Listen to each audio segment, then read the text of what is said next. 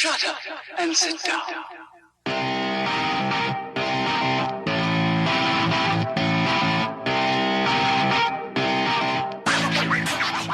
We cyclists are a funny old breed. We are.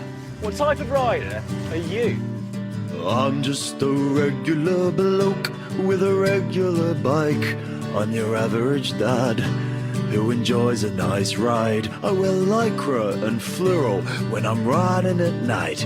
I piss everybody off and ignore the red lights. My life, my rights, don't you know who we are? Cable ties on my helmet and I pretend I'm a car. Hello, my faithful listeners. You are listening to the Dialed Podcast with Mathieu Grant, Sir Ian Gibson, Lance Hepler, and Jake Von Turing. You can now listen to the guys ramble on about riding bikes and possibly some triathlon mumbo jumbo, or you can just keep hitting the 15-second rewind button and hang out with me. After all, we know that's why you came here. I ride really slow in the middle of the lane while drivers behind me are going insane. I'm a cyclist. It's a cyclist. That sounds about right.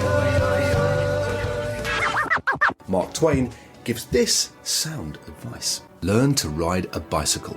You'll not regret it if you live. Hold on, what do we actually mean there? Hi, welcome to the Dial Podcast. I'm Jake Von Turing here, Lance friggin' Hepler. Lance friggin' Hepler. Happy December from Lance friggin' Hepler. Frig you. To his right, Sir Ian Gibson. Hey, I'm here in body. Kind of Still alive? low energy version today. We don't get the full Ian Gibson Not experience. the full, no. Okay. Sweet. All right, to his right as well, Matt LeGrand. What's up, ladies and gentlemen of the internet? You guys are looking all right. You're looking well traveled. Thank you. Well traveled. I'm surprised you guys are back. Back. It was a late night. Was it last night? We didn't get off the plane till 12:30 a.m. Nice. Yeah, so it was a little late last night. We should just roll this right into a back pedal. Yep. Hep, since you're talking, got in late last night. From where? We Ian and I went down to San Diego. Disneyland. We should have gone to Disneyland. San Disneyland? San Diego. We went to San Diego. Diego. We went for 3 days. Spanish for whale's vagina. Is that right? Is that what it says in the movie? This is true, yeah. I think so. Wrong nose, yeah. We went down just to try to ride in the warmer weather. Ian has flight benefits. I have hotel benefits. So we were able to make a pretty cheap trip for the two of us to go down You're there. a cheap date, is So what you're saying. We're a cheap date. And I don't mind traveling with Ian. He's a good travel buddy and riding buddy. So it all kind of worked out. We went down. We rode 3 days. We did 14 hours in 3 days. So we rode 4+ hours all 3 days. So a couple of longer days, not a whole lot of elevation gain. We didn't do any big monster climbs. We were just trying to do some base building. Some volume, yeah. The weather was 65 or 70 degrees every day. So it was kind of nice. Yeah. Lots of people out there riding. So it was a good time. What was the highlight for you, Ian? I think it just, yesterday was a great day. We met Chris down there. We rode with Mr. Horner for a while. We ended up connecting with Chris Horner, actually. Because you guys are best friends with him now?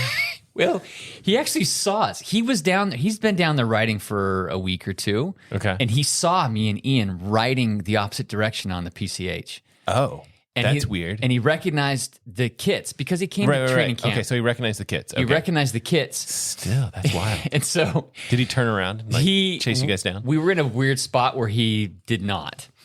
But he texted me that night and said, "Hey, are you guys riding? Why don't we meet up?" And so we met up yesterday morning in a coffee shop called Panikin. It is. I think that was the highlight of the trip for me, was the coffee shop. Was the coffee shop. The Panikin. pastries and the coffee. We went to the same. Even Lance had coffee there. I did have a cup of coffee. You did? Well, it was just like simple. Ian was ordering something, and I just two of those. So because it was. What'd you have? I don't know. He had a latte. So Okay. I didn't know what I had. What is that? How does that taste to you? It tasted terrible. You're just like, I was good, like, oh, Chris. this Chris is Horner. good. I'm going to wash that down with a giant cinnamon roll or something. Yeah. So it Did you drink like 2 sips and then just be like, and I'm done? No, just then I added a whole bunch of sugar to it. Okay. Sugar water. And then it was better. It was great coffee. Yeah, maybe it was. Who knows? Yeah. But yeah, there's this Panikin is this coffee shop right on the PCH, like right in Encinitas area. Mm-hmm. And there was always cyclists there every day that we went by. So I guess it's one of the spots to stop. Yeah. We went there initially because Horner recommended it at training camp last year. And so, Horner met us and then he took us for a little tour of Rancho Santa Fe area down there. And we rode with him for like 2.5 or 3 hours. And it was fantastic. We just had a great time. Was he just by himself? He was. Yep. Just riding around. Yep. It was kind of funny. Because he lives in Bend, right? He lives in Bend, but he has a buddy that lives in San Diego that has a gigantic house that is empty most of the time because the guy lives by himself. And so Chris just says, hey, or the guy texts Chris and say, Horner, when are you going to come down? I'm bored out of my mind. And they ride motorcycles together. Chris Horner rides motorcycles. They ride motorcycles together, and then Chris goes out biking. And so I think it was fun for him to come ride with us. I bet it was for a couple hours. He had somebody to ride with. It was fun going up those hills at my sort of close to my VO2 max, and him still just talking away, and I'm just on my knees. I can't imagine how easy it is for him to ride with normal people. Yeah. You guys are solid cyclists. We did we didn't do any big climbs, but we did some good rollers. Like 3-minute efforts and of some rollers. He's probably really out of shape too. Yeah. For him. and I'm at threshold just going up this roller, trying to put in a bit of an effort. And Horner is just, yep. Just telling stories, just talking in my ear is funny. And Ian's behind us, also out of breath, and Horner's still talking the whole time. It was so good. The funniest interaction was on the way to the coffee shop. Ian and I were kind of hitting it kind of hard down the PCH. We were going 22 or 23 miles an hour, not really hard, but we were going steady. And some 70-year-old guy jumped on our wheel and hung with us. How old? 70-year-old. Whoa. Yeah. So we passed a couple guys and people were jumping on our wheel just for the free tow, which is cool. Yeah, totally fine. But this guy actually hung with us the whole way to the coffee shop. Wow. And so we pull off at the coffee shop. He was also going to the coffee shop. Yeah. He was planning to meet a buddy there as well. And I'm like, oh yeah, we're meeting somebody else here, too. And he's like, oh yeah, very cool. So we get in line to order our, muffins and coffee, dirt water, and like 2 minutes later, Horner walks in. He's like, "Hey, Lance, Ian, how are you guys?" And we're like, "Hey, Chris, what's going on?" And the guy's jaw just dropped. He recognized him immediately, and he well, if you're 70 years old and you can hang with some young, you're probably into cycling, right? Obviously, So of course. If you're into cycling, Chris Horner is kind of a big name. So he was putting sugar in his coffee, and he turned to me. He's like, "Is that Chris Horner?" I'm like, "Yeah." He's like, "Is he with you guys?" And I'm like, "Well, yeah, we're meeting him here." Kinda. And he's like, "Oh my gosh, I want to say hi." And so he says hi to Chris, and Chris immediately just invited him to sit down with us and have coffee. He's just very good. Just cool. So anyway, that was it. The whole 3 days was great. Anyway, we did 81 miles one day and 70 something the next couple of days, and it was just good to get that kind of bump in our training, some early season volume, kick off the training season, and you're back here to the perfect weather, Pacific Northwest. I feel terrible. It, right? Yeah, I walked out this morning. I'm like, it is rough. It is ugly out right now. It's been chilly when you guys were gone. It was not warm. Yeah. It's 40 and raining here today. So it's 35 last night, if I'm not mistaken, and raining. Took the dogs out. I'm like, this is cold and wet. Get me back inside. So anyway, we had a great time in San Diego, and we came back very late last night, and here we are with you, fine gentlemen. Fine gentlemen, indeed. Matt LeGrand.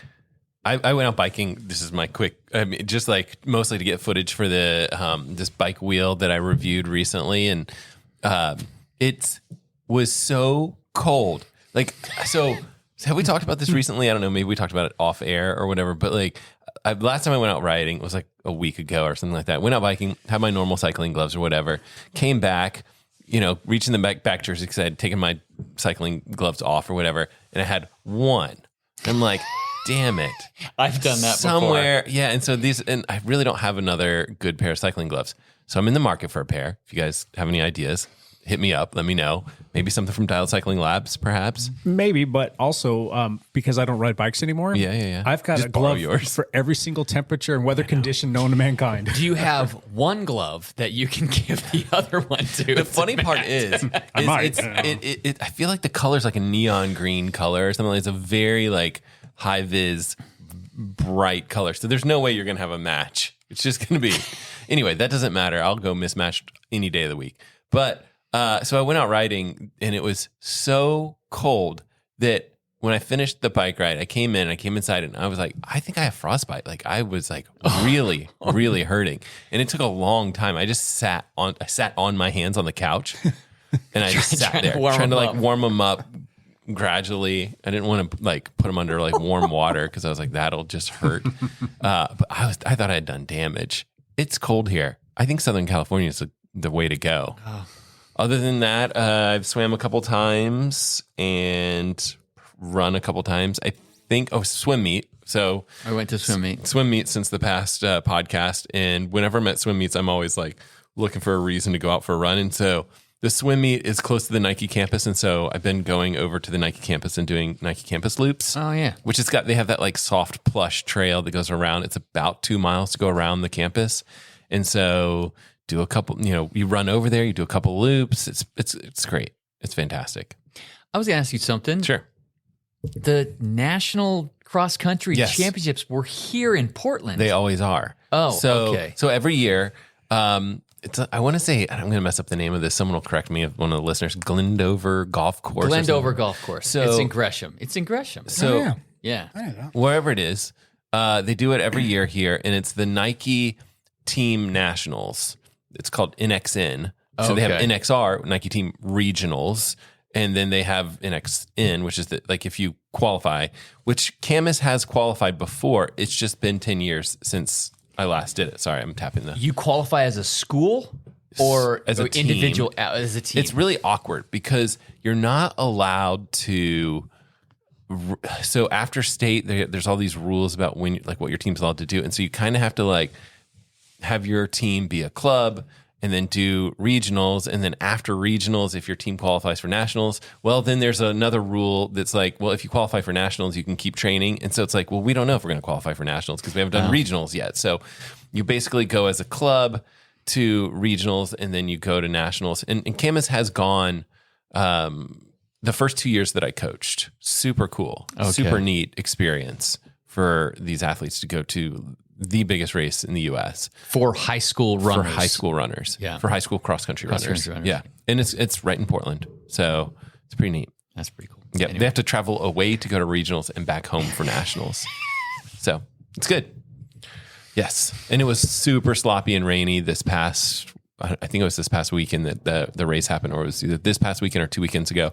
Super sloppy, really gross. Cross-country conditions. Ugly day out there. Yes. Interesting. Jake, you got any backpedaling for us? Well, I think Ian should go first because... Okay. Backpedaling? You actually did I thought we just did that. Well, Lance talked a lot, and you sat there and watched them. And what else is new? I was in Southern California with Lance freaking Epler. See, here we go. I'm going to talk again. All we did was ride bikes, eat, and sleep. We were literally Pretty in much, bed yeah. every night by 8:30. I love it. Yeah. That sounds awesome to me. Sorry, I hijacked you Actually, again. the eating part was really good since I've been kind of on this weight loss gig for the past month or so, watching my calories. And then I'm figuring, I just did this ride and it says I burnt 3,400 calories. So I'm going to go get a big old burrito. That was the best part of it. Double Whopper with cheese. Where did you guys go out to eat, or where did you guys eat? We went to little dive taco shops. Nice. That's awesome. San Diego. Because we're in San Diego. We just went to little corner taco shops. Any fish tacos? Any good ones? I don't eat fish. I had all veggie tacos. Me neither. God, that's not a taco. I know. But we did meet my son one night for dinner up in Santa Clemente. Your son was there. He lives in Southern California now. He's in know San that. Clemente? What? He's in San Clemente? No, he's not in San It was Clemente. just We came down met in Oh, San halfway, Clemente because gotcha. that was I halfway didn't between realize where that's he is. where he was now. Yeah. Cool. Yeah. So he's down in Southern California. He's working for a company that works at grade schools that does leadership training for grade schools. And then they put on a fundraiser at the end of the week. And it teaches the kids about leadership and then how to run an event like that. And then the school gets the funds from the fun run. Oh, that's cool. Yeah. So new Anyway, school every 2 weeks. Yeah. I don't know. I don't know if I want to live in Southern California, but as a cyclist, I mean, it's a great place to be, especially this time of year. There's hundreds of people out there on the PCH. Which is really nice. And, just because the climate's so good, everybody seems to be out and looking healthy. And, just Summer and summer light. Yep. Yeah. So, I don't know. We should go back. It all worked out really well. Alaska Airlines came through. Marriott Hotels came through. Yep. So They it was both good. did us Good right. time. Yeah. If you can get down that way, it's a great place to go ride and visit. Yeah. I just would never want to live there again, but that's just me. Yeah. We were like passed by thousands and thousands of cars. Not one was A problem. aggressive or a problem. They just, I think where you're biking, they probably are very aware. Like if you go here, you are going to be amongst the cyclists. Yeah. I don't know if I even saw one of these big old trucks down there. Big monster Trump trucks. Dude, no. There's no Yakult trucks out there. Yakult trucks. Lots of Priuses. Sounds fun. Lots of Teslas. Lots of I'm Teslas. sure, yes. Yeah. Those are the new Prius drivers, but I don't want to get into that. My back pedal is I didn't do anything. I have a post-op appointment coming up next week that I get to kind of find out what my my sentence is going to look like for the next, 2 to 6 weeks. I'm not quite sure yet how long it's going to be before I can get back on the bike, but stay tuned for next week. I'll have some updates. Nothing fun to announce, though. I just sat around and did a whole lot of nothing. At least nothing's worse. No. Hallelujah. Yeah. And there's progress on that. Yeah, it's all good. So that aside, I think it's time to kind of move forward. I did want to come back and talk first about the segment, the new segment, our fan mail segment. Fan mail. Yes. So we've been kind of kicking back and forth on like what a potential idea could be for the name of that. We had a listener chime in, and I think this is a winner. Our listener from Idaho. I don't want to get into specifics, and I don't know. Do you think we should share the last 4 digits of their phone number? That's all we see, just so that we can know that that's. I would say no. What city in Idaho? Income, INKOM, Idaho. Do you know where that's at? Nope. I have no idea where that's at. Well, whoever you are from there, thank you for sending this in. But I kind of like it. What do you guys think about chain mail? Chain mail. Yeah, Chain that mail. fits. Chain mail. That works. That'll work. Yeah. Perfect. That's pretty good. So that was our chain mail from last week. Thank you, A random Icom, Idaho. Yeah. Person. Podcast listener. We appreciate it. I like that. And that's a winner. If this is you can feel free to shoot us an email, and I'd like to send you something in the mail. Just a little thank you. So That'd be great. info@dialedcycling.com. Shoot us an email and just kind of let us know who you are, and we will send you something in the mail. Should be kind of fun. Thank you for that. And I don't know what else we got here. Do we want to do this thing? No. No. Okay, yes. What's up, Champ Champ? is here. Talk to us, Champ. There was a cyclocross race scheduled in Sardinia, Italy. I've been there. And have you really? Yeah. And it That's was like in the French Riviera. Yeah. yeah. Oh, okay. A storm blew through. The whole thing was canceled. Oh, really? Yeah. Oh man. Which was Ice cream sandwich. yeah, it was a real bummer for a lot of people because it was the one weekend of the year that there weren't a big race on Saturday and a big race on Sunday. It was only a race on Sunday, and it was people had to travel to get to that UCI race, and then it was canceled. It was unrideable conditions because of wind, I believe. Okay, the wind is the only thing that I could think that would make them want to stop. I mean, that's in an area where the weather's pretty nice down there. Yeah, something blew through and Interesting. wiped out all the tents and all. It was That not sucks. good. So, All right. Anyway, other than that, I don't know that there's much. This is news. that time of the season where it's like dead. I mean, the news is usually like transfer news. There's not like a ton of stuff going on. Cyclocross got some big races coming up. Big races coming up. The Christmas period is also always a blast to watch because there's a race every day between Christmas and New Year's. Good news for you. This is great indoor riding weather. Yes, it is. You can just sit on that trainer and watch cyclocross. Races. I do like watching bike races when I'm on the trainer. What do you use? What do you like? Is Flow Sports like your... Flow Sports has some of the races. It has the UCI races. Flow Sports is actually showing that your best national bet championships. I generally wait until it's posted on YouTube, somewhere. It's much easier to navigate YouTube than it is Flow Sports. So I'll wait till somebody posts the race on YouTube usually. So we did finally hear that Vanderpool has released his cyclocross schedule. Wout van Aert has released his cyclocross schedule. Wout is still recovering from that ugly knee injury in the Vuelta. He's still recovering from that. He's only planning on doing like 4 races. He is not going to do the World Championships. But he will square off with Vanderpool. Vanderpool has announced he's doing 8 or 9 cyclocross races. He'll square off with Vanderpool in 4 of those races. And Vanderpool has said he is almost assuredly going to the World Championship cyclocross, hoping to win a 7th World Cyclocross Tour title. February 2nd. Yeah. Somewhere in France. In Ibeen or something like that. Yeah. I don't know where that is. If you were Isabet or one of those other guys, it must just be, oh, well, that's my season over with. Like, we'll see. I think we won't know until they start racing. And if he just is dominant again, then you're like, yep, that's... And Pidcock, don't know. I haven't heard whether he's going to do any cyclocross races. He has officially transferred to that other team, Q34978111. That's it. Yes. It's actually a Swiss cycling apparel company, but that's who's sponsoring this team. But he is keeping Pinarello bikes for mountain bike and cyclocross.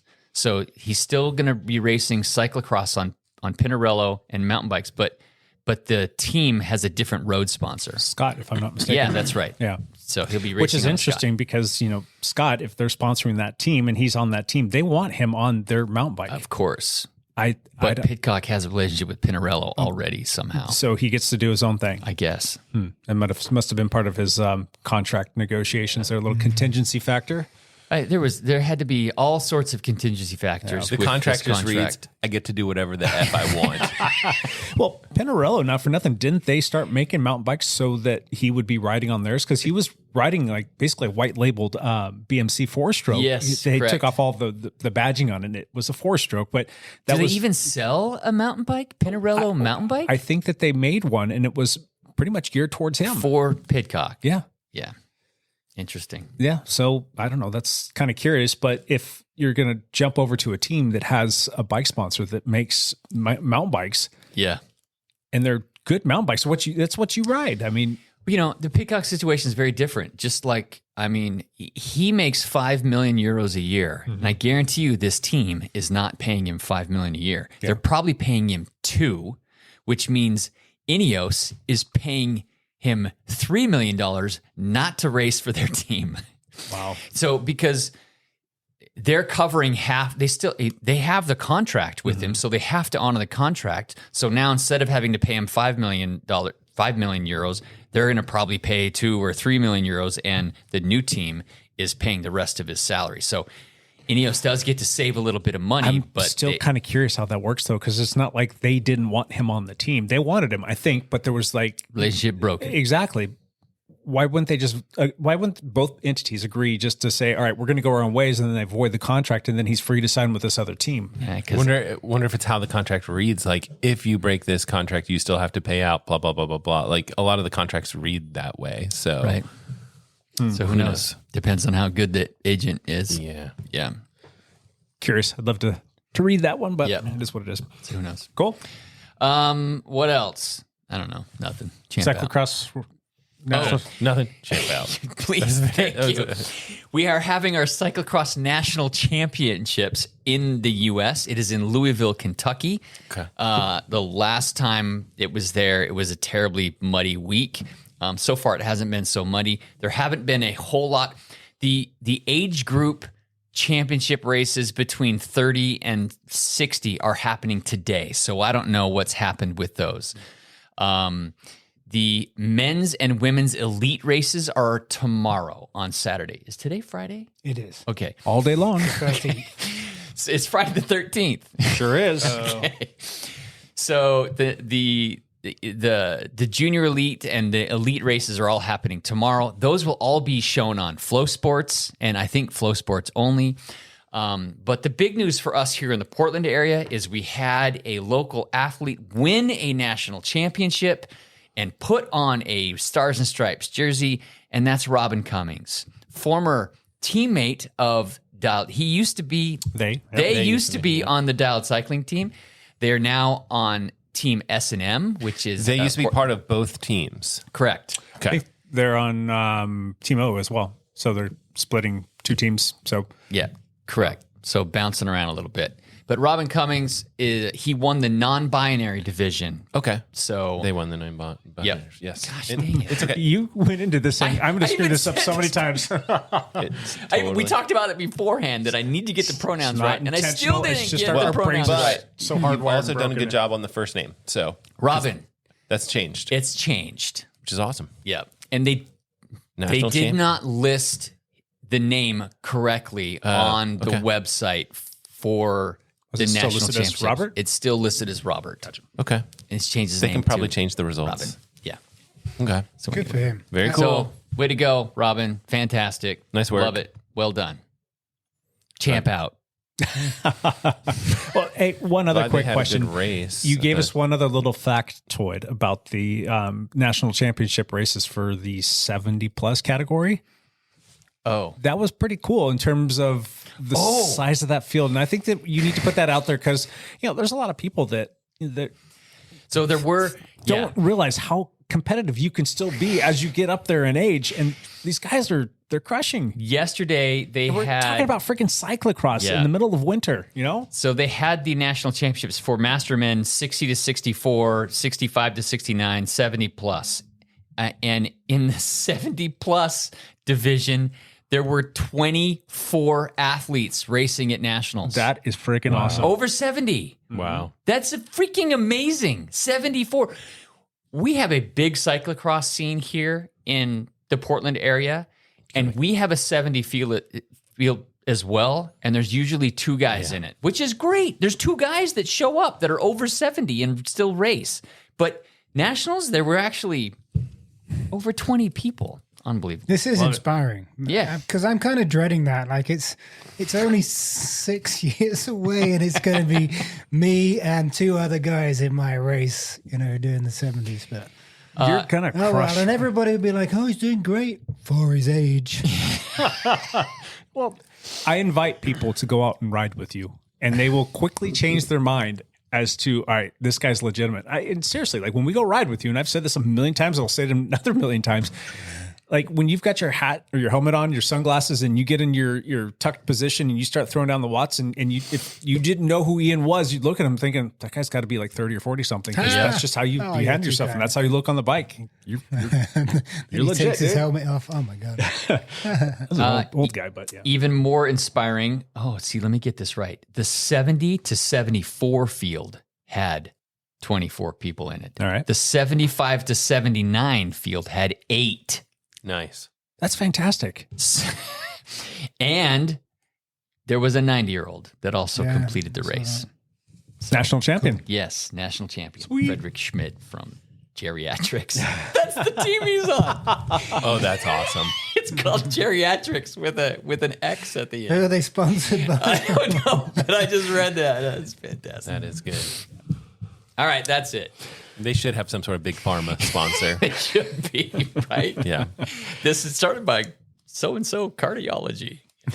All right. You boys done? We done, champ? Yeah. Thank you, champ. Hey. Wait, there's lots of athletes. Here it comes. Oh, hot, hot, hot, hot, hot, hot, hot, hot, hot, hot, hot,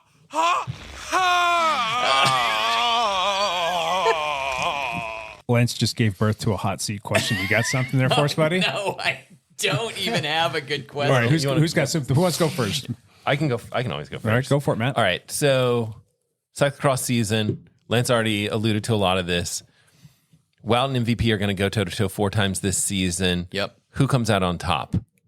Oh, And I think that this is we all kind of have a gut feeling of which direction it's this. definitely MVP. Vanderpool because We got- he's healthy.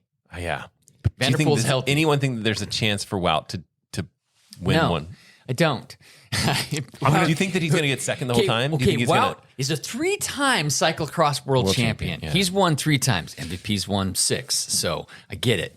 But Wout has been injured and has been much more difficult recovery than expected.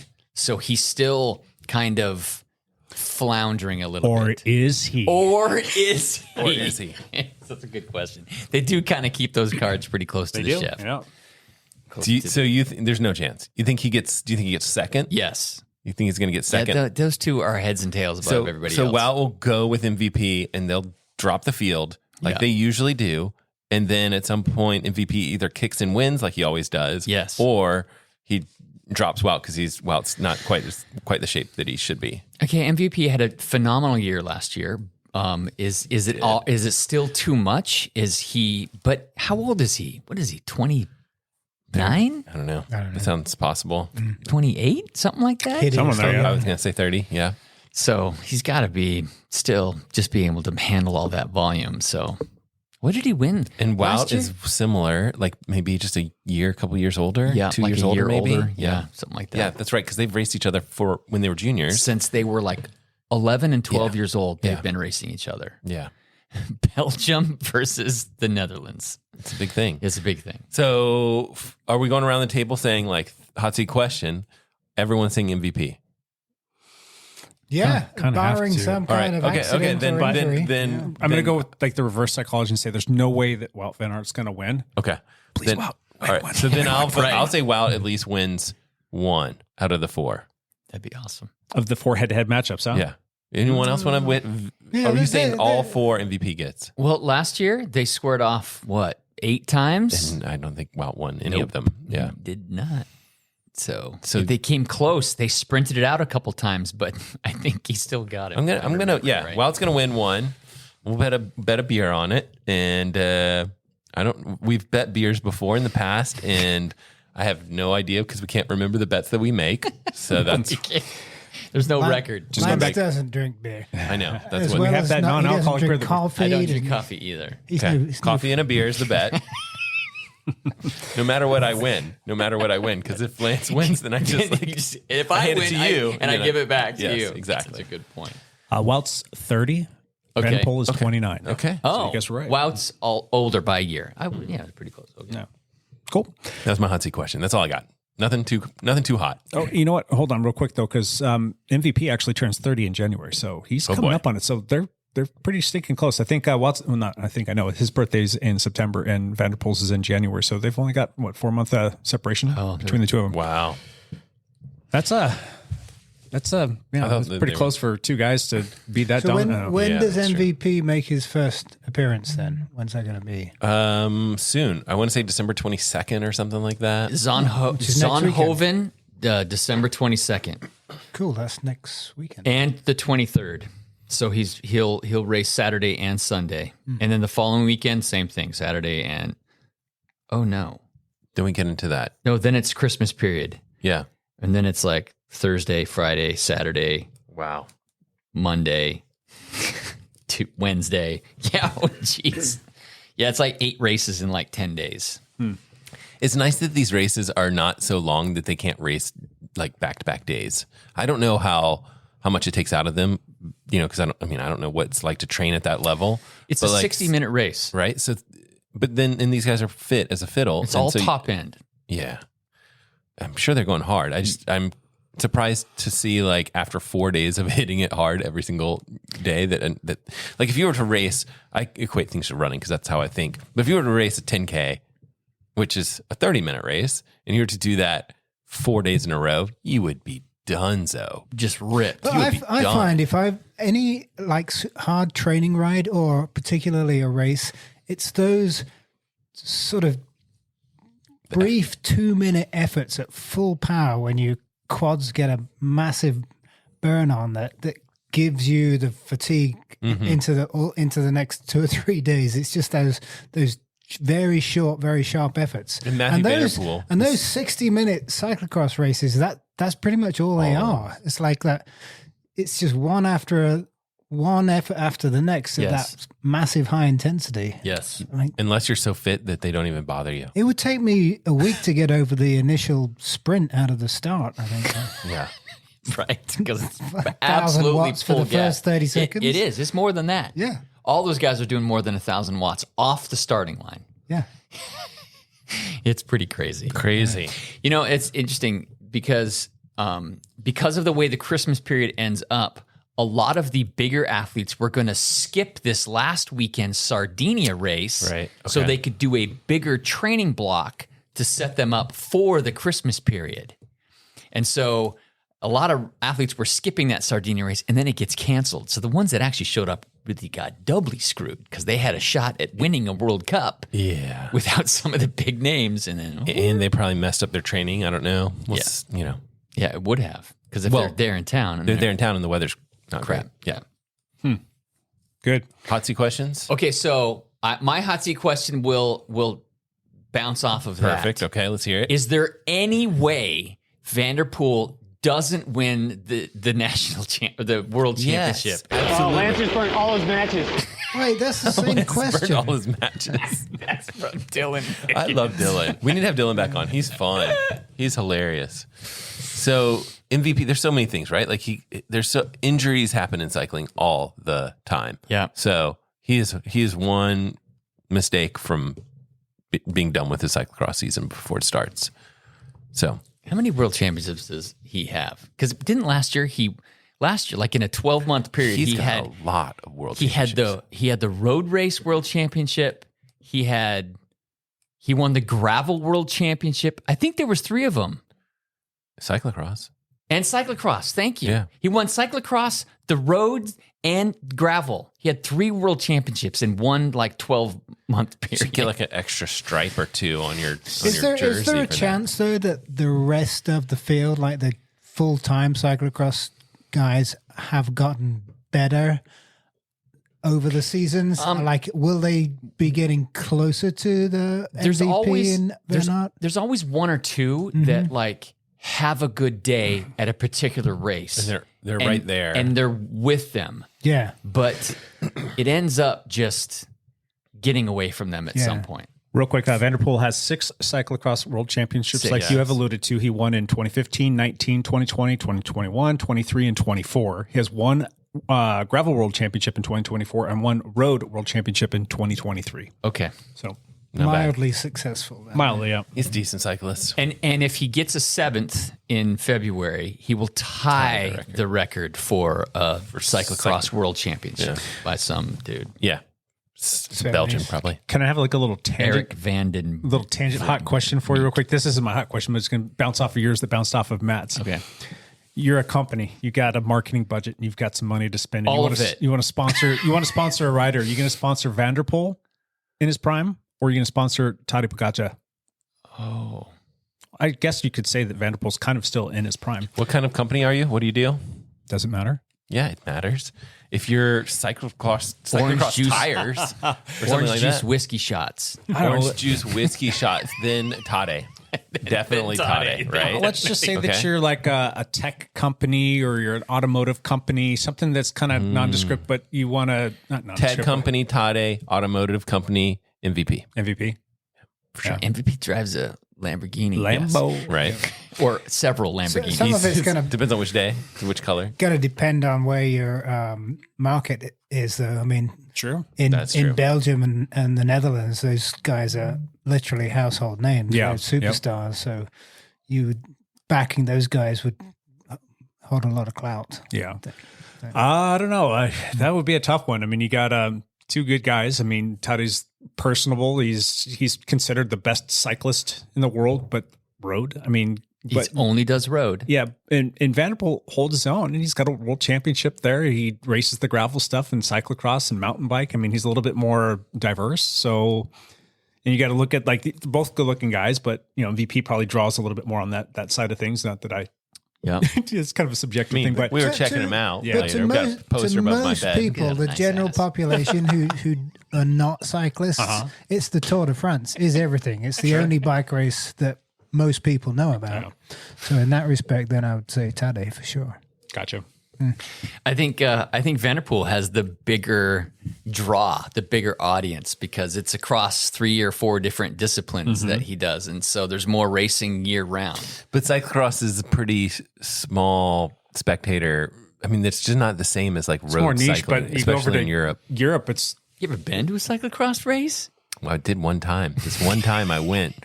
There's and always some guy handed people- me a beer. It was the And that greatest was- day of my life. That was it. No, I'm just saying, like, compared to road cycling, Yes, cyclocross correct. is smaller, small potatoes, right? It's not mountain biking. It's tiny. You watch road racing on TV. You watch a cyclocross race from the sidelines, Okay, there you go. or that's the preferred experience from the sidelines. I think cyclocross obviously has grown in the past 15 years. It's gotten much bigger in the past 10, 15 years. But I still think road cycling is kind of like, it's a cultural thing in Europe. I mean, there's nothing bigger than the Tour de France. Everybody knows that. Yeah. Freaking Lance Armstrong made it a household name, a household event in the U.S. Goes back to Ian's point, like, where is your country based? Like, if your country's based in Belgium or if your country's based in Slovenia, things might be different. No question. Yeah. interesting. All right. Yeah, all right.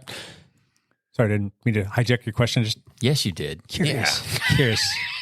So, what was your question It again? doesn't matter. Moving on. Is there any chance that Vanderpool does not get Right. it? Yes. I said yes. Do you think he's going to win? You said 7 races? 10 or 12. Oh, seriously? 2, 3, 4, 5, 6, 7, 8, 9, 10. 11 races. So you guys are saying he's going to go 11 for 11? They're all in Belgium and one in France. Do you think he's going to lose a single race? I mean, statistically speaking, he has to lose at least one, or not lose, but be not in first place. Yes. So It's likely that he doesn't win them all. didn't he win all of them last year, though? Maybe he I did. think he did. I think he swept. He might have. I'm going to say he's going to have a mechanical in there, and he's going to not win one. Something least. happens. Yeah. And he's got to be in pretty good shape right now, too. If Felipe Nystrom gets in front of him again and he falls him on the ground instead of taking an elbow in the head.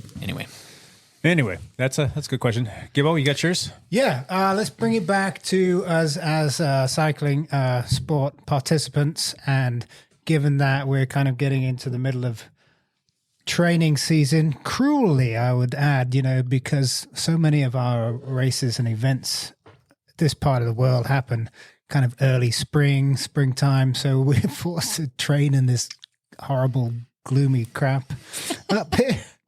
Anyway, my question is, how much of an impact is this going to have on you guys' training and preparation, the Christmas holidays, the Christmas season? It's far more than just one day, right? As I was reminded in the airport in San Diego yesterday, listening to endless Christmas music, that we're right in the middle of it. So how much is this affecting what you really you're doing kind on of the grinched bike? out there yesterday. I did, Ian. yeah. Okay. Just complete. So just hot, meltdown. you gotta listen naked.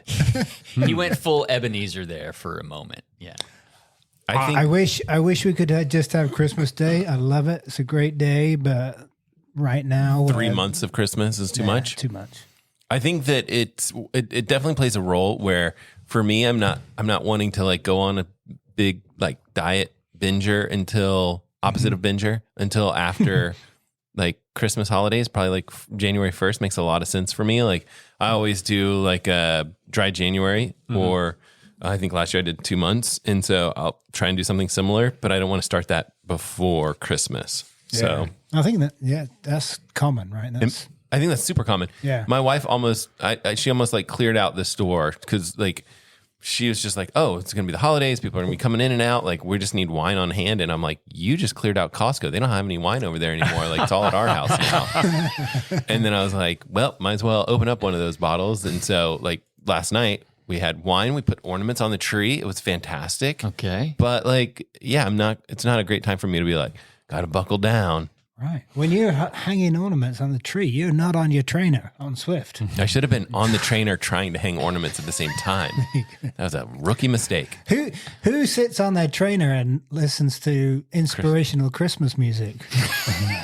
Yeah, that's a good question. You just put up one of those ambiance YouTube videos that run for like 12 hours. Oh, yeah. And it's just like a winter Christmas scene. If I hear any more Bing Crosby. Nah, I don't have any problems with it. And my family were very like adamant about like Christmas does not start until Thanksgiving is over. And it's actually kind of a tradition of ours. As soon as like Thanksgiving's done, we like start to like, cause we always host Thanksgiving. We start kicking people out like, all right, gotta go. We have like this, talk to each other like, all right, this is the time that we're going to kick everybody out of the house. And no joke, it starts to happen. Like we start shutting everything down. We start like moving things and we start like turning off lights and, then people start to kind of get the message and then they leave. And as soon as that door shuts, we're straight into Christmas mode. We're pulling out all the Christmas decorations. We start the process, which usually takes 2 to 3 days. We're kind of fanatical about it, but that is what it is. I enjoy that time period though, that it's a good solid month. And I think it's good to have that at that time of year where you can kind of like, I don't enjoy the season, but I do find that if I'm in a training program that I do much, much better getting through the holidays, like managing stuff, like don't overdo it, indulge a little bit, but don't overdo it. It's so that when you do come out on the backside, if you're doing it right, you're not really putting yourself in a hole. You enjoyed yourself. And then there's something kind of cathartic too about when you just turn over to the new year and you just like, everything is done, everything's put away. I can really just focus down now and make it all happen. I usually feel pretty good. And you're just kind of like really fine tune things. I mean, I don't personally do the whole New Year's resolution thing, but it's just a good time of year to kind of clean the slate and say, all right, let's do this now. I didn't do that bad last month and just it is what it is. So I personally don't have a problem with it and I enjoy the season and this year hopefully will be better than last year. I didn't train. I mean, I was at the gym last year, but and I wasn't riding because I was injured and I'm off the bike again for other reasons. But I think that I'll be in a better place once I am given the go ahead to get back on the bike and I should be able to actually have a pretty competitive year if all things go as planned. Yeah, that's right. Yeah. I mean, I enjoy the season. I'm not that much of a Grinch. My question was just how does it affect your training? Like, do you work around it? Do you dial it down a bit? Do you wait until it's over? What about you, Lance? Generally, I go full indulgent during the holidays and just put weight on. That's been traditionally what I've done just because I, shut down. But last year I did not do that. I was very cautious all of December about what I ate, very intentional about what I ate. And then doing the Rafa 500 between Christmas and New Year's was very motivating for me, trying to ride 500 kilometers between Christmas Eve and New Year's Day. It's a lot. That's a good like pre-training camp, right? Yeah, pre-training camp. Pre. Well, me and Ian already did our pre. Yeah. So getting those base miles in, and usually I hate to say this, but I usually do that whole Rafa 500K on the trainer because if it's too cold out, I don't want to get frostbite on my wiener. Yeah, exactly. It's too late for mine. It's too late for yours. It used to be that you couldn't actually log those into that actual event on Strava if you were doing it indoors. Yeah. And they changed that. They changed that. I've done it a couple times in my day, and it's actually a nice little challenge. Like it kind of forces you to like just go out and suck it up. And I never really regretted any of the rides, but there were a couple of years where it's like freezing rain and snow and sleet and icy roads. I'm like, there's no way. And that kind of thwarted the whole thing. So knowing that you do have the ability to ride indoors is kind of good. But if you could do it outside, I think that makes a world of difference. Rafa used to send an actual patch to you if you completed it. If you filled out the thing. Yeah. I have a couple of them, but now it's just a virtual thing on Zwift. Yeah. So a virtual badge on Zwift. But yeah, so that is motivating for me. At least it gives me something to focus on or a goal to try to accomplish between Christmas and New Year's. Plus, you've got all these freaking cyclocross races to watch during that time. So, and those races are happening at like 3 a.m. our time. So there's usually a replay somewhere by the time I roll onto my trainer during that week. The other thing that can be motivating for me is I'll put a very early race on my calendar just so that I have the motivation carrot. I won't like peak for that race. I mean, last year I did a mountain bike race in Phoenix in January, and I might do the same one again. Keeps you honest with your training. Yeah. It just I'm by no means fanatical about it. I mean, I am on a weight loss kick right now, and I'm starting to train. But the thing I want to avoid is getting through, just letting it all slip and getting to January 1st and having this rush of motivation, but then find that I've got this massive hole to dig out of. That's what I've generally gone through in years past. Yeah. And last year I didn't go through that, and I had a pretty good year this year. Yeah, for sure. It's good stuff. I haven't said that in a while. No. Good Except stuff. for 8 minutes ago, if you listen to the tape. All right, it's my turn? Yeah. I've got several. Do you guys want to play Choose Your Own Adventure? I'll throw them out there and you guys pick the one that you want. All right. Your least loved current cycling item. Least loved. Next my one. single glove. I loved it when there were 2 of them. But not frozen wiener. Yeah. Throw that one out. Your best tips for newer cyclists. And then I was kind of curious, what is your go-to brand for cleaners and lubes? So those are my 3 questions, and I wasn't sure which one to lean into, so I'd let you guys choose your own adventure. If you want to answer all of them, go for it. Well, I want to try the brand that we talked about like last week. What was it? It's the Italian name, but it's Silka? Silka. Thank you. I want to try that. I have not tried that yet.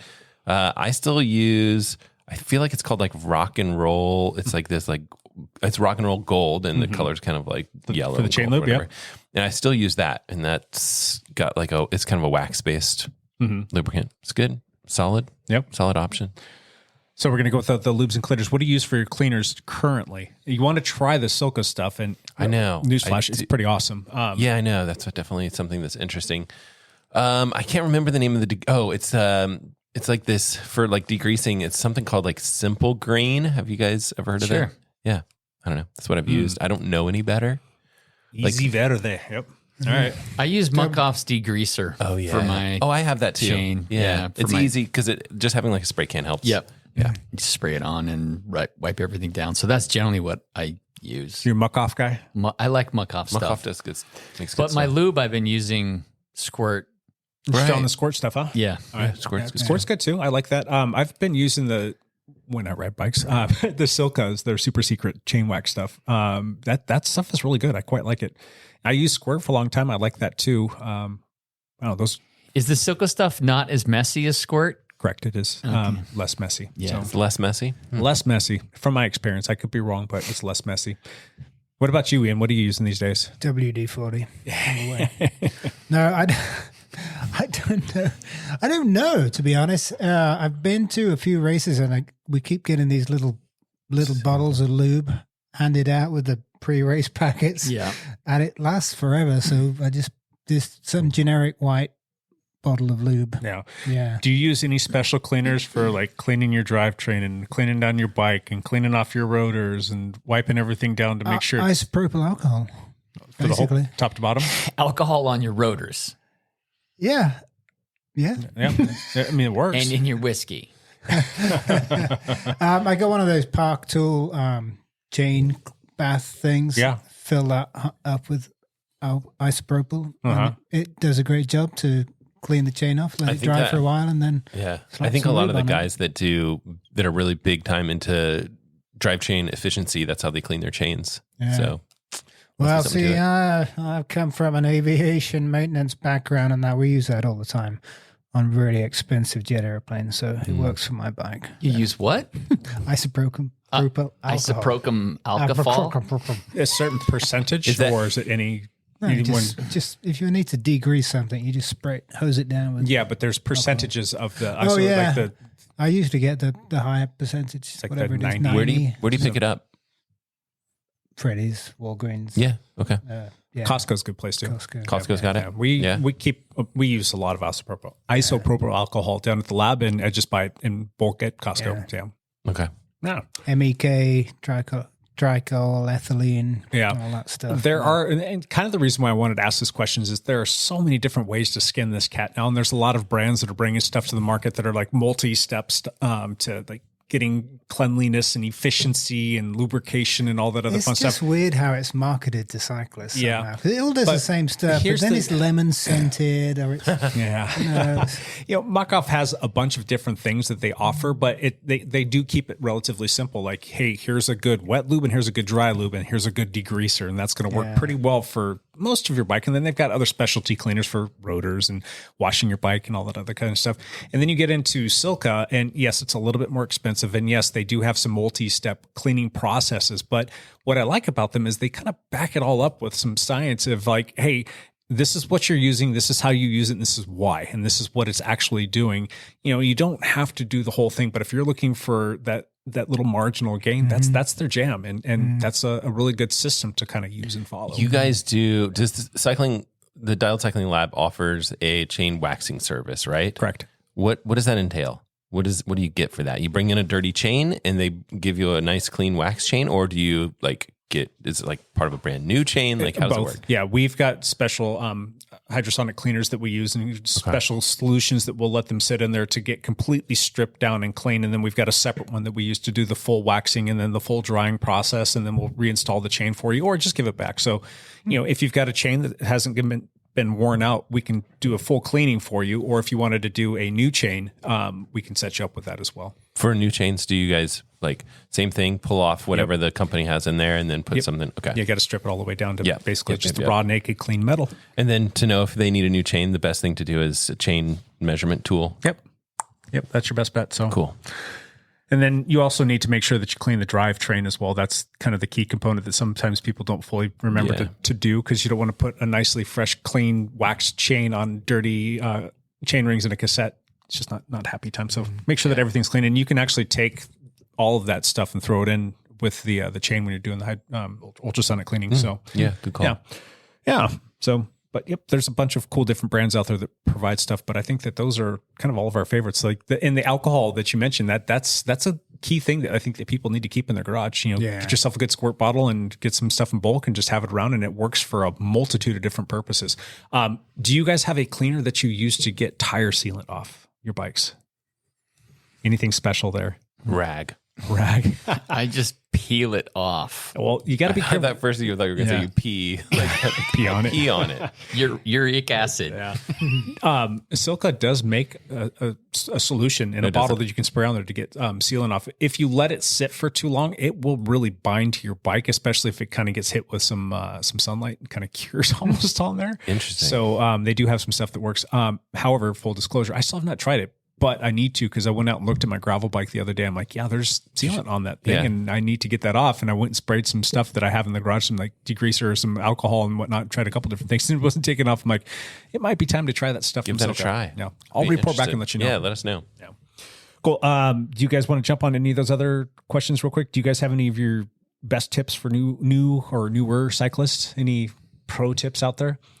We do have a fair amount of people that listen to the podcast that are newer to cycling, and they could even be new to like bike racing too. So a nice new chamois will change your life. That's not untrue.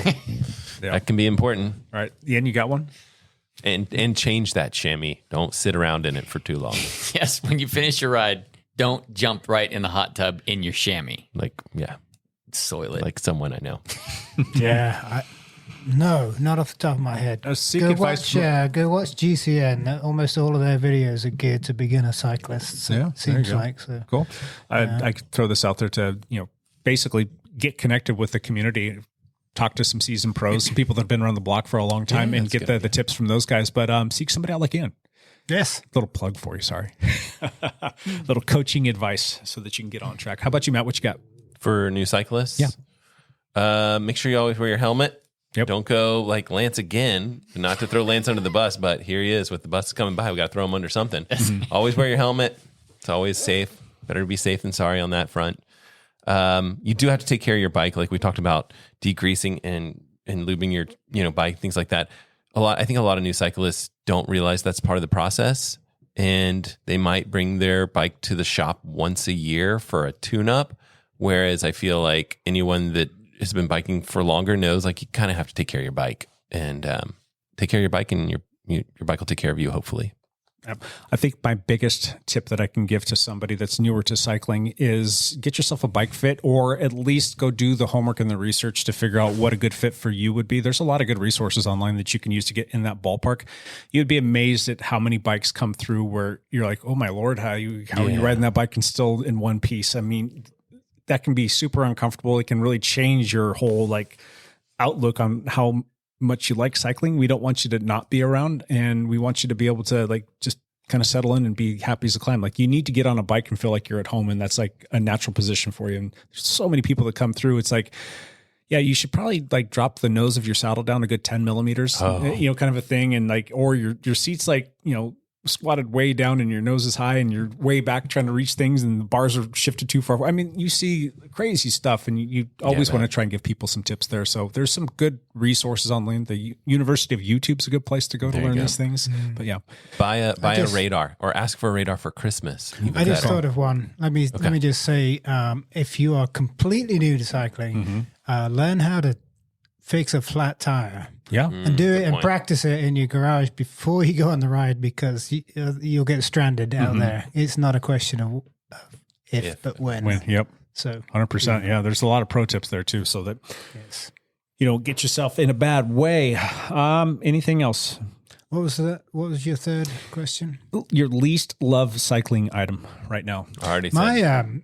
My SRAM, I shouldn't drop that brand really, but my disc brakes on my bike just drive me nuts. Are they loud, or they just don't stop yes, well? everything. Okay. No, they stop fine. There's always some disc brake drama with my bike. Disc brakes are like, and I love overrated in some ways, where they're great to have the stopping power. It's great in all kinds of bad conditions, but they're finicky. They're always singing for some reason. I don't want to go back to rim brakes really, but man, those were the days. You just didn't even think about it. They kind of worked, and the brake pads didn't wear out that quickly, and they were easy to adjust. And you need to change your brake pads. Oh yes, I do. Yeah, don't forget to do that. Yeah. When was the last time you measured the thickness of your rotors just to make sure that they're not beyond the wear mark of the minimum thickness? Have you measured that? No. You might want to toss some digital calipers on there just to find out where you're at. Okay. Because if they get too thin, they're going to get warped a little bit too easy, and then you're going to start to deal with the rubbing. And then if your brake pads are obviously worn out, you need to address that.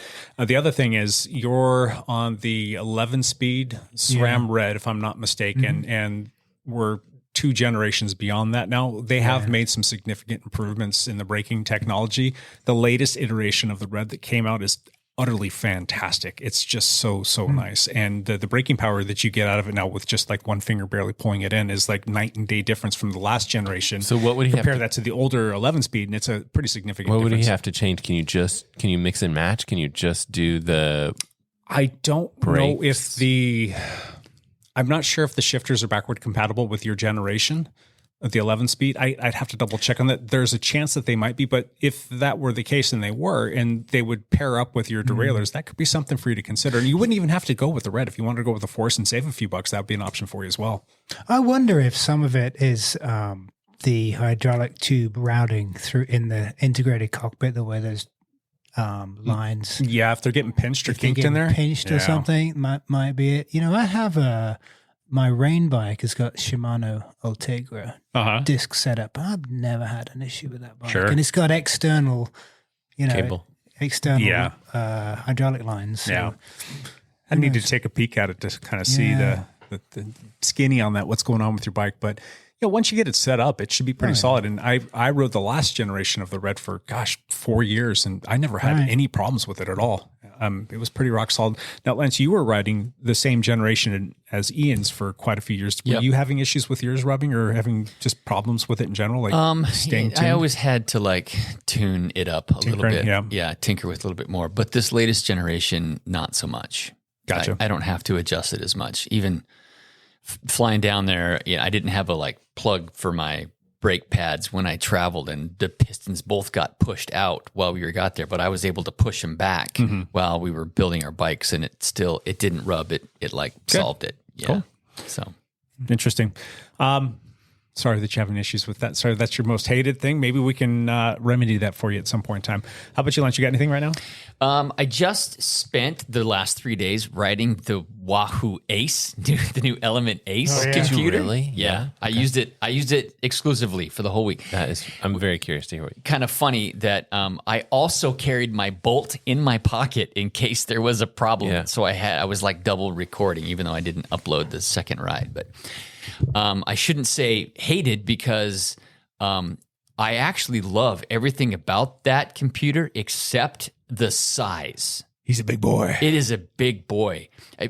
Chris Horner looked over and he's like, "You got an iPad strapped to your handlebars over there?" I'm like, "Look at how big this computer is. It's so big." But the maps really easy to use. It all of that stuff worked really well. The wind sensor. Did you look at those pages with that data? You know what's funny is that it keeps a wind speed up on any, like on your workout page and on your map page. Okay. So you get a wind speed page. Now, I don't need a computer to tell me when I'm in a headwind. And I don't need a computer to tell me when I'm in a tailwind, but you can actually quantify it by seeing in there. You see that your ground speed, your actual speed that you're riding is like 23 miles an hour, but the wind speed is 17. That means there's a tailwind. Mm-hmm. Or if the wind speed is 30, that means there's a headwind. And when it's a headwind, it's red. And when it's a tailwind, it's green. Mm-hmm. So it's like light blue if it's neutral in there. So for a brand new rider, you will learn a lot about winds. It will also show the difference when you tuck in behind somebody. Yeah. It immediately shows the difference in wind speed that you're saving. It's unfortunate it's that big because you don't want to race with it. I could see that being pretty valuable in a race, just to make sure that you're paying attention to that, so that you're not letting like the adrenaline of the race get away from you and not paying attention to the fact like, oh, I just sat on the front of this group for far too long and in a headwind where like I'm tucked in, I'm seeing all this stuff that I'm conserving. You start to quantify how much you've conserved and saved for when it really matters. Yeah. I think that there's something to that, and I hope that they continue to build on that, because I think there's some cool little things. I think it's an important metric actually, because like on a flat road, your velocity relative to the air is more important than your velocity relative to the ground, right? Yeah, in aircraft they call it true airspeed, and so it's okay. And it measures what you're pushing up against, really. So. Do you think we'll see iterations of that trickle down into the next Rome and Bolt? I don't know. I mean, is it only work because that thing is so big, so there's enough a way to catch the airspeed? I think a big reason why it's the size that it is the battery, and it needs to be that big to run everything that it's got going on in there. I don't think that wind speed sensor bit is quite as intrusive or I don't think that's what causes it to be as big as what it is. Is what I'm trying to say. I would be curious to see if that did trickle down, because I could see people saying, I love that feature. I don't want to race with that computer. And it's just too big. Yeah. Now you did have, it took a while for you to get it connected up to the satellites, right? And also the first day, you remember it randomly shut down. It shut down on me like mid-ride. It just like, oh wow, twice. It just shut down twice, and like it picked the data back up, but then at the end of the ride, it wouldn't upload the ride. It just wouldn't upload, so I had to use my backup. Seriously? Yeah, but that was the first ride. The other 2 days, it worked fine. Interesting. And it took like 1 out of 3 is not that great though. It took like an hour the first day for it to find the satellite. An hour? Yes.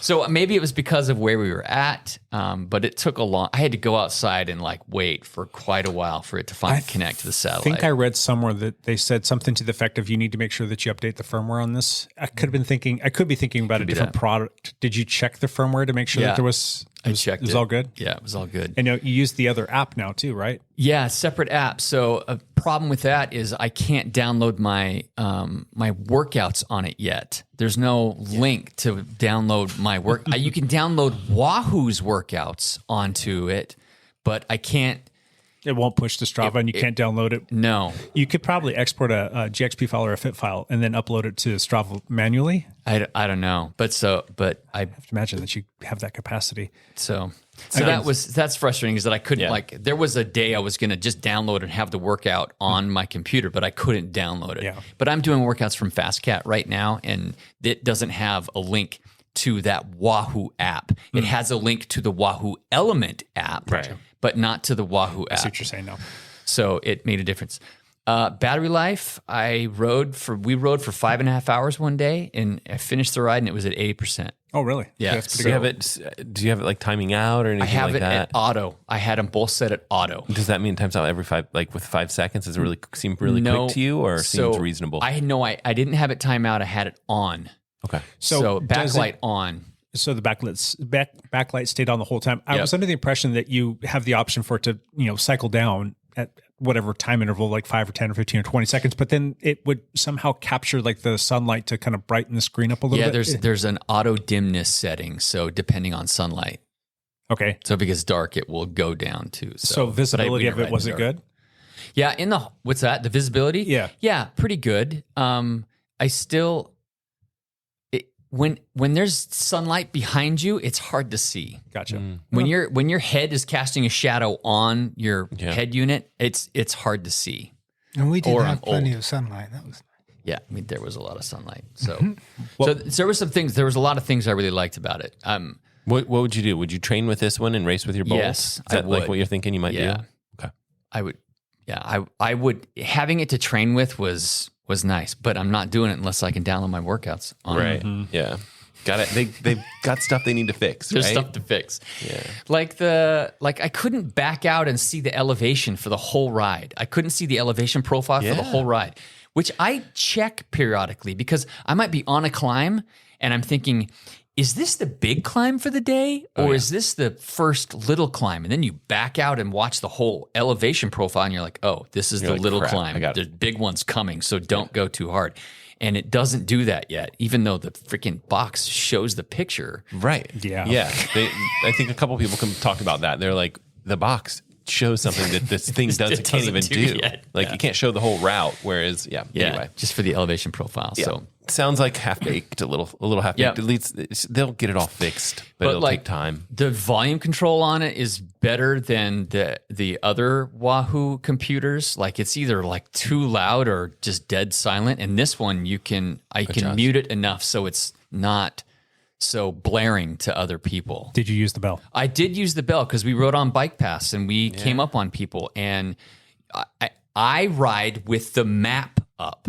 I don't ride with my metrics up. And on my map page, I have speed, heart rate, power. So I'm that's what I ride with all the time, a map, because I want to see where I'm going, where the turns are coming. So you had to swipe a page. I always had to swipe a page and let it sit for a second before it would ding. Really? It wouldn't do it immediately. They could just do a double button, like a double press on any of the buttons. Yeah. They could explore that. Yeah, they could explore that. But you can swipe by swiping the screen. You can swipe the screen over, and then if you double tap and it thinks you're swiping again, then it doesn't ding. So I had to focus to make it ding.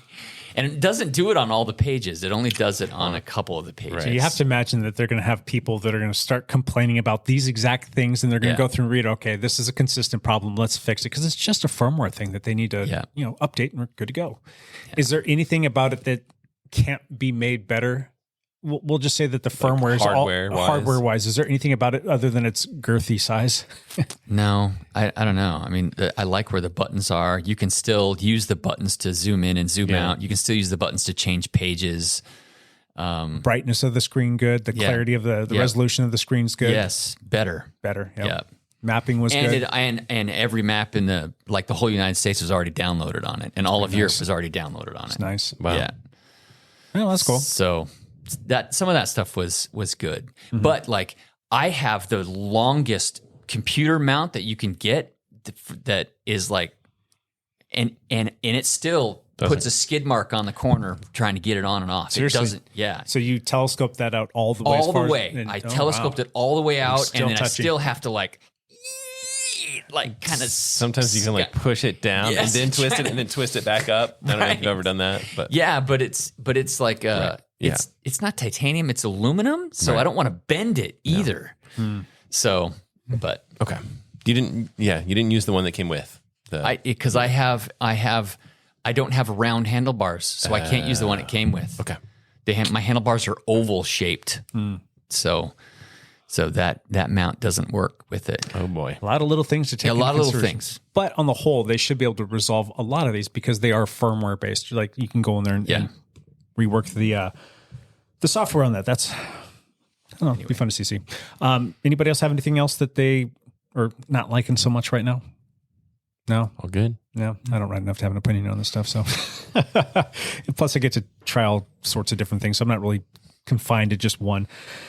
I just don't like the fact that I can't ride right now. So that's my least love cycling thing, but I'll be back soon. Cool. All right. I think we need to call that done. The hot seat out. Yeah. Yeah. Hot seat done. That was good. Cool. That's hot. That's hot. That's hot. That's hot. That was hot. That was hot. All right. Let's do one last thing. Who wants to go first? Oh, Matt Legrand, you go first. Go for it. Oh, I just posted a video talking about we were talking about this before we pressed record. We sure did. And we were talking about how these cycling wheels, carbon fiber cycling wheels, nice wide rim, nice set of wheels. They're normally priced at $1,000. So that's already like half price for carbon cycling wheels. For a lot of wheels, yeah. For a lot of wheels. And then I think there's a discount code there for an extra 10% off. So that's an extra $100. Yeah. So for $900, really nice pair of carbon wheels from a company called Magine. And I've reviewed a lot of Magine stuff, and they're a solid company making a lot of cycling stuff. Seem to do okay. I got to help you out with that a little bit in terms of setting up the wheels for you. And there was a couple of things that were kind of impressive. I mean, it's got some carbon spokes on it. I'm curious how those hold up, but they're super lightweight, and that's kind of cool. They've got these little nipple hole plugs that go inside the actual, the rim of the wheel, so that you don't have the rim tape wanting to go down there when you're putting pressure, which is kind of neat. I think that's going to help the integrity of the tape stay intact, which is kind of cool.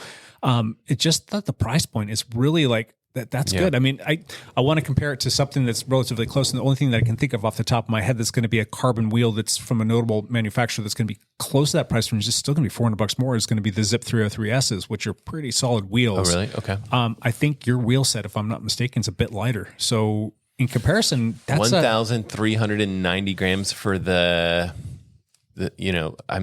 is like they have like a 508, and then so roughly 1,300 grams for.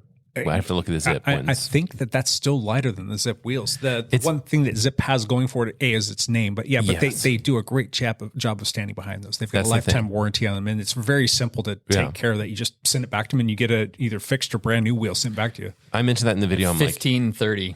So it is a bit more. 1530. The Zip is. So that was my big thing. Was like, okay, I haven't tested warranty replacement or customer service. Those are things that I'm not able to test in that particular video. But if you want to check out that review, it is online, youtube.com/mlegrand to check out the channel. Lots of fun stuff up there, and more stuff to come soon. Cool. Yep. Good video. Gibbo.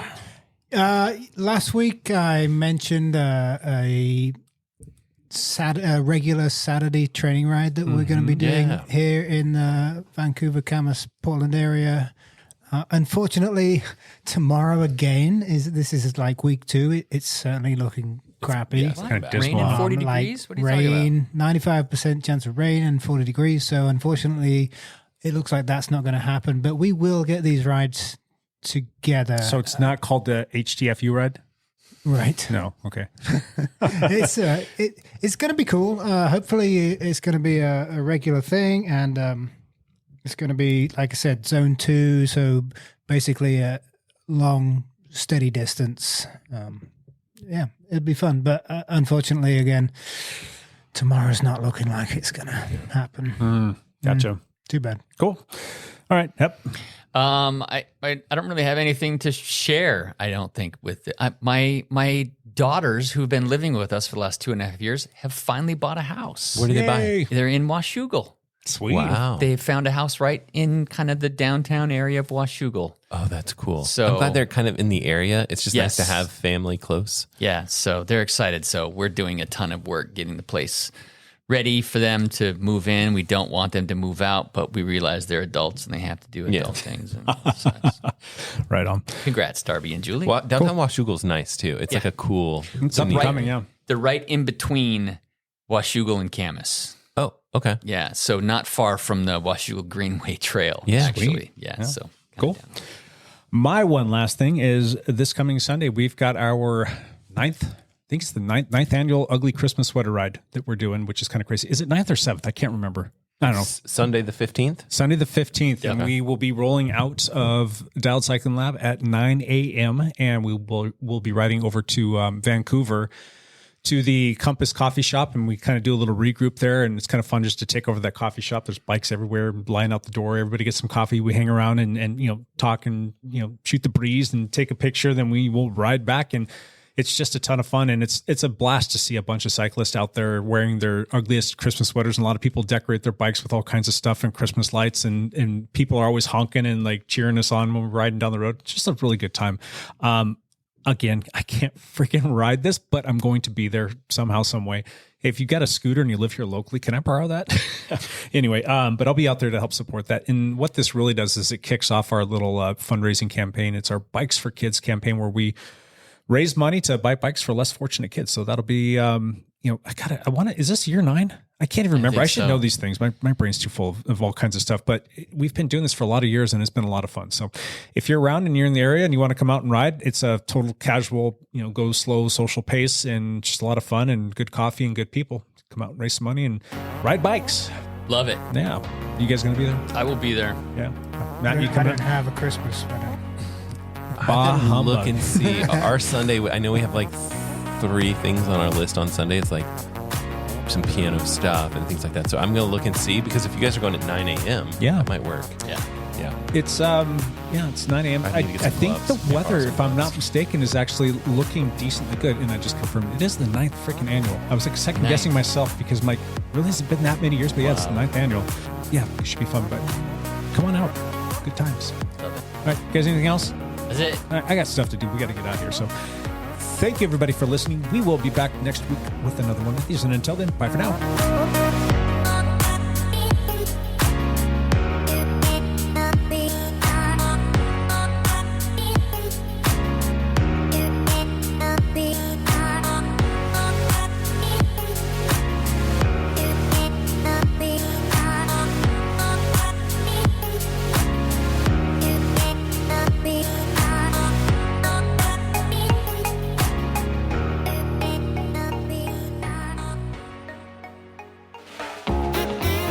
Just gotta hold off Lance another minute. 1 more minute. That's not Lance. Where's Lance? Am I just towing Lance back to the field?